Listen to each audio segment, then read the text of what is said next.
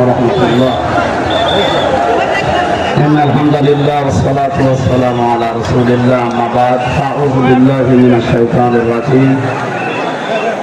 وجعلنا للمتقين إماما. صدق الله العظيم. বাংলাদেশ জামাত ইসলামী কুষ্টিয়া জেলা শাখার উদ্যোগে আজকের এই ঐতিহাসিক নির্বাচনী সমাবেশের প্রধান অতিথি বিশ্বনন্দিত নেতা বাংলাদেশ জামাত ইসলামী আমিরে জামাত ডাক্তার শফিকুর রহমান হাফিজাহুল্লাহ,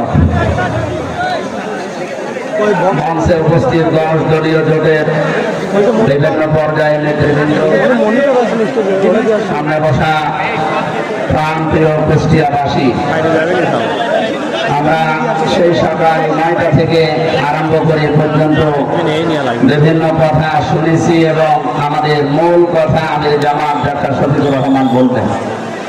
উনি আর 3 মিনিটের ভেতরে নামবেন ইনশাআল্লাহ।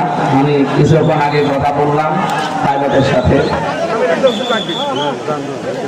যে সমস্ত বিষয়গুলো আমরা সামনে নিয়ে এসেছি, আমাদের কুষ্টিয়ার 3 জন নমিনি অলরেডি কথা এখানে বলা হচ্ছে। আমরা যে সমস্ত বিষয় সামনে কুষ্টিয়াবাসীকে নিয়ে করতে চাই সবগুলো চলে এসেছে। বিশেষ করে আমার কুষ্টিয়ার সদর আসনের সবচাইতে একটা বড় দুর্নাম, এই কুষ্টিয়ার সদরে সবচাইতে বেশি হয় যেটা, তার নাম চাঁদাবাজি এবং দখলবাজি, দুর্নীতি আর সন্ত্রাস।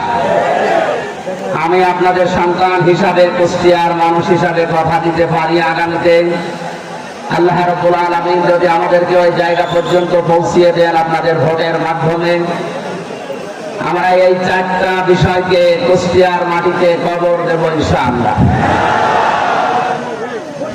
এই কাজে বাধা দেওয়ার জন্য যে সমস্ত ষড়যন্ত্রগুলো ইতিমধ্যে আরম্ভ হয়েছে, কুষ্টিয়াতে নমিনেশন ঘোষণা দিয়েছে আমার নামে মে মাসের 5 তারিখে। এরপর থেকে অনবরত আমার বিগত দিনের বক্তব্যগুলো কাটিং করে যারা জাতির সামনে আমাকে কালা করার জন্য দুর্বিসন্ধি করছে, আমার বিশ্বাসে জাতি কোনো দুর্বিসন্ধি আপনাদের মেনে নেবে না ইনশাআল্লাহ। আগামীর কুষ্টিয়ার মানুষের দ্বারে দ্বারে, বাড়িতে বাড়িতে, ডোর টু ডোর আমি এই 6-7 মাস একাধারে এই যাবার পরে যেটা বুঝেছি, মানুষ এখন মুখিয়ে আছে ইনসাফের প্রতি, দাঁড়িপাল্লায় ভোট দেওয়ার জন্য। আমি আপনাদেরকে